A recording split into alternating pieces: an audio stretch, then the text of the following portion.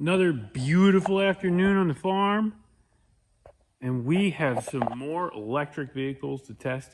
As you guys know, we get them in consistently, and this is the next round. We got a couple here stacked up. This one is from a company called AUSOM, without the E.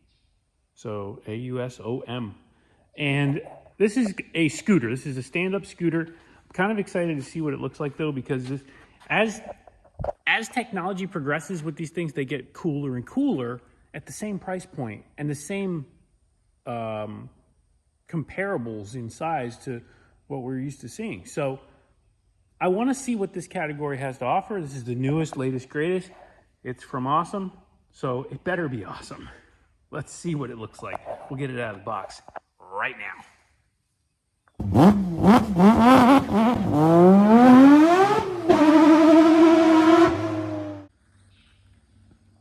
Here it is, the AUSOM Leopard.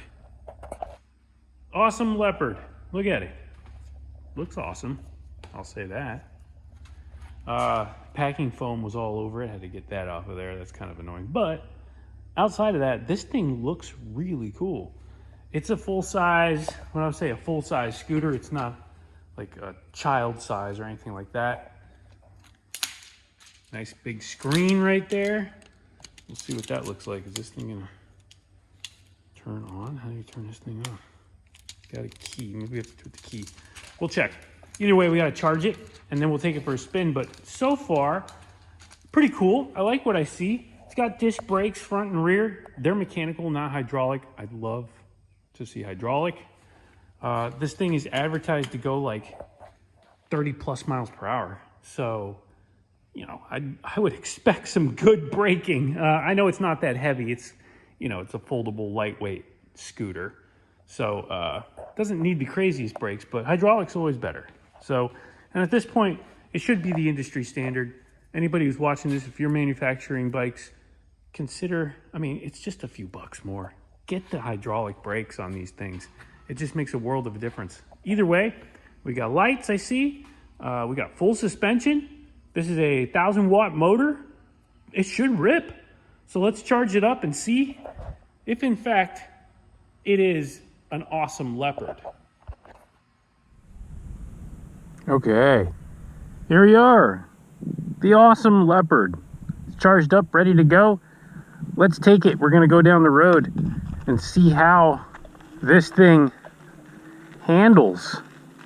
Now, it has small wheels, tires. So here you can see I'm going over some pretty big loose gravel, and it's actually not terrible.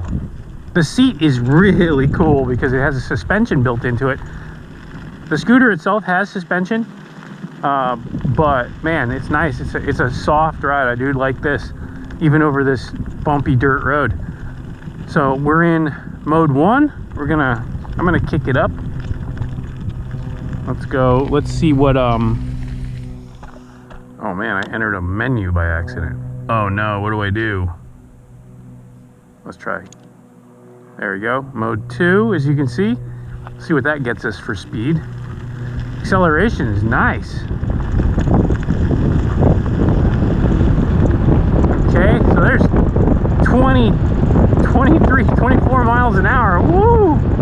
Man, that's about as fast as I want to go on this dirt road with this thing, especially with these small tires. But it's controllable.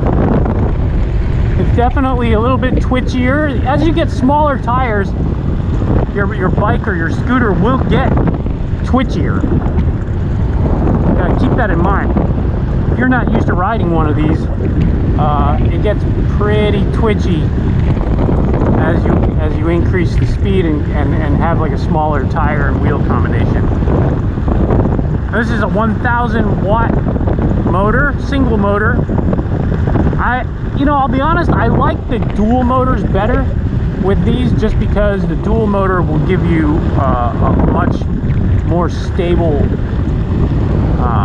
grasp on the terrain that you're on. So like off-road especially, any kind of loose terrain, the dual motors work really well. But we'll see how this single motor does. It's advertised go over 30 miles an hour. That's pretty freaking fast for one of these little stand-up scooters. So let's see what it does when we get on the road. All right, so now we're in mode 3 on road. Let's see how she does acceleration wise. All throttle. There's 10, there's 20,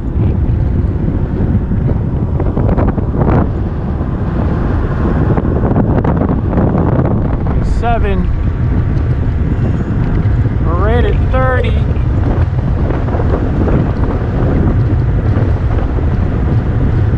There's 30 miles an hour according to the dash.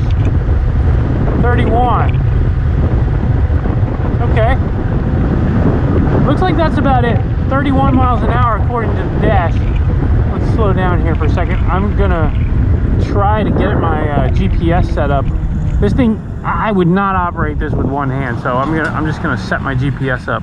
If you get one of these, definitely don't try to do this with one hand. I should have brought my phone holder, but I didn't. We'll set up the GPS. And also, you know, I'm going to check what the freewheel speed is. Let's see. Let's get this wheel off the ground here. Let's see what that does.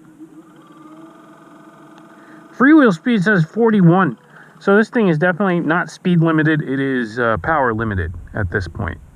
Okay, GPS is on. So I'm going to attempt to hold on to the GPS here and the bike at the same time.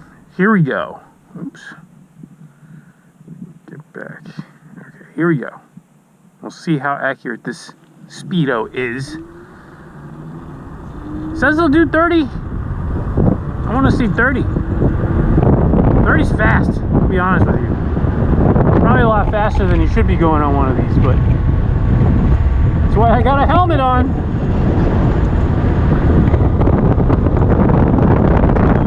Okay, so speedo says 31.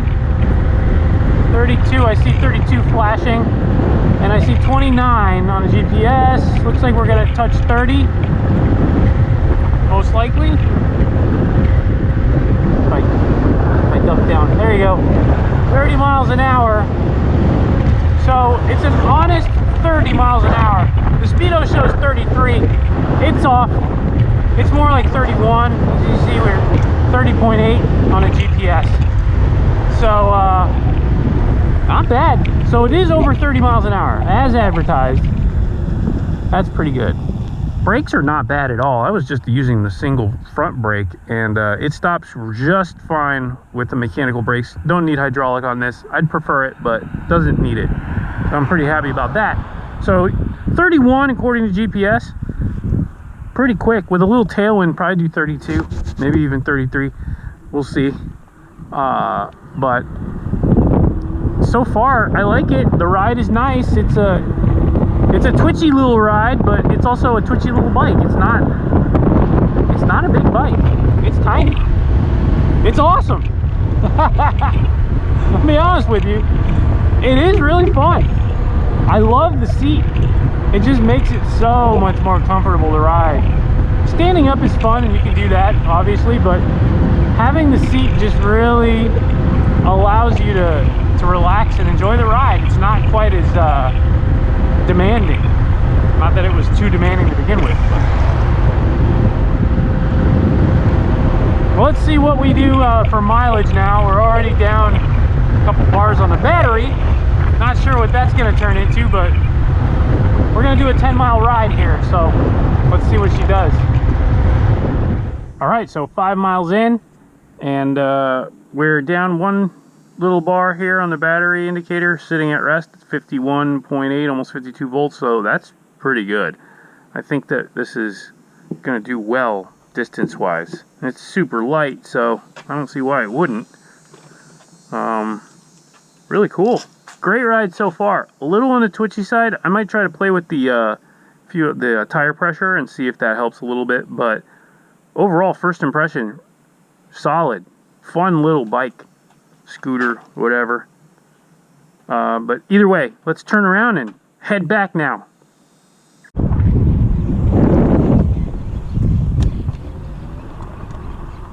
All right, We're on the way back, and this thing is just not missing a beat. So far, so good. Nothing weird about it, it just goes. This is a interesting form of transportation, I will say that, because you definitely can take this with you into a building or into your job or in a car, on a subway, on a train, whatever. You can definitely pack this on board and go. And once you're there, you get off and keep on going. So, like I said before, we're gonna clock 10 miles on this journey. But as you can see, we're on our way back, and we haven't lost a single bit of speed. Going pretty good. All right, we made it back, and the awesome Leopard survived the 10-mile ride. And you can see we are down, looks like, we got 1, 2, 3, 4, 5, 6, 7. So down 3 bars. I would say this is a safe 20-mile range. 30 would be pushing it, but it's probably 30 at full tilt. And then if you're going to use it on the lower settings, it's just going to get exponentially further. On setting 2, it'll probably go 45 miles. On setting 1, it'll probably go 60 miles. But you're only going to go like 10 miles an hour. So the trade-off is there. For the full speed, 30 plus miles per hour, figure about 30 miles tops. That's where I'm gonna put it. Overall, enjoyable ride. I did enjoy it. It was a nice ride. It's a little twitchy. This could definitely benefit from a stabilizer, steering stabilizer. They make them for these. They're universal. You can probably pick one up, put it on fairly simply. But that's probably it. Other than that, everything worked as it should. The awesome Leopard is actually pretty awesome. I love this seat. Let me show you what it looks like to fold it down. First thing you do is just unhook the seat here, and then you can, like that. Then you push this little tab that releases the seat, and then the seat itself has a tilt feature that allows it to tilt like that. Put it down in its stowed position, and then you go here. There's a knob in the front for the column. Once you undo that, you can lower this part. Lower this part, and then there's a hook right here that attaches down onto the seat post. Once you have that hooked up, this thing is ready to go, just like that. So a really cool feature. I like the folding. It really makes it simple, and the whole package folds down. That's the best part. This whole package, you don't have to take the seat off or anything like that. And then you can obviously put it back. Everything goes where it was. No problem. I like this steering column. It's all adjustable. You can adjust the height. And I like how it's got a knob to tension it. So then this goes back. This attaches here. And the whole thing goes back to the way it was. So a really cool package overall. I'm into it. I like the awesome Leopard. I think it's actually awesome, and you should too. So check out a link in the description if you want to get one for yourself. Otherwise, I'll see you guys in the next one.